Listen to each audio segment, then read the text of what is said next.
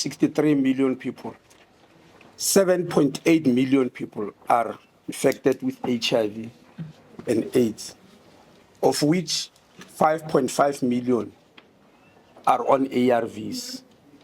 Now, where does PEPFAR come in?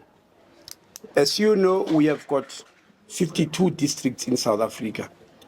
PEPFAR chose 27 of the most affected districts. That's where they are, meaning in the other districts, they are not there. They are only in 27. And these 27 districts are only in 8 provinces. As I said, they are choosing in terms of the load, the burden of HIV/AIDS. So the only province that's not there is Northern Cape, because it does not have any district that is highly affected by HIV/AIDS. Not that there's no HIV/AIDS there, but they gauge.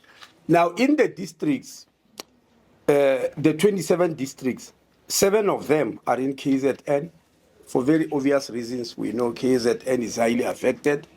5 of them are in Eastern Cape. 4 of them are in Gauteng, and 3 in Mpumalanga, 3 in Northwest, 2 in Limpopo, and in Western Cape is only the Cape Metro that is in that group. So it's a total of 27, and obviously the 0 is Northern Cape. Now, the total number of people on the ground who are dealing with HIV/AIDS in those 27 districts, the total number of people is 271,000 people, 271,606 to be exact. Those are the people on the ground every day who are fighting HIV and AIDS. Now, out of that number, 256,452 are funded by us as South Africa. And I want to repeat the numbers because it's very important to understand.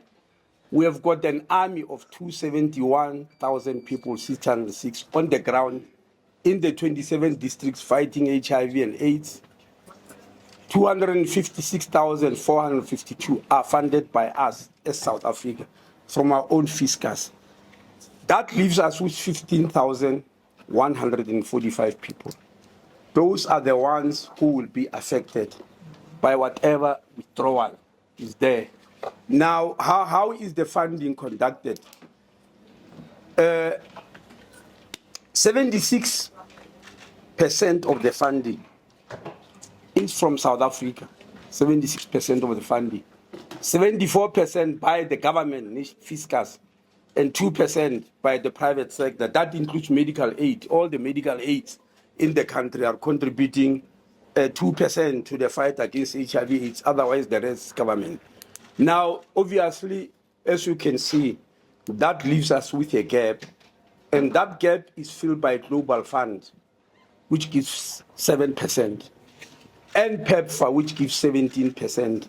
So when you add Global Fund and the government of South Africa, or the South African, either government and private sector, when you add them, you realize that is 83%. So PEPFAR remain with the 17%.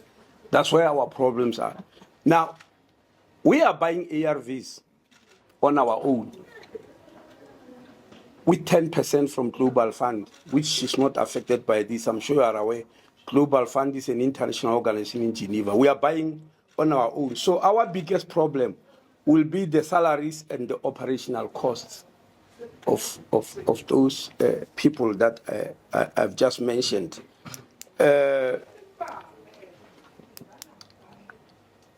That's what we are trying to look at with Treasury. We're supposed to have a meeting yesterday, which could not happen because they were preparing for this Lekgotla, as you'll understand. Lekgotla is mostly a Treasury thing. But they said we must write a dossier and send it to them. We have just finished that dossier.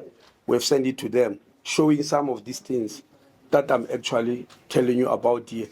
But up to so far, we haven't received any letter from the American government.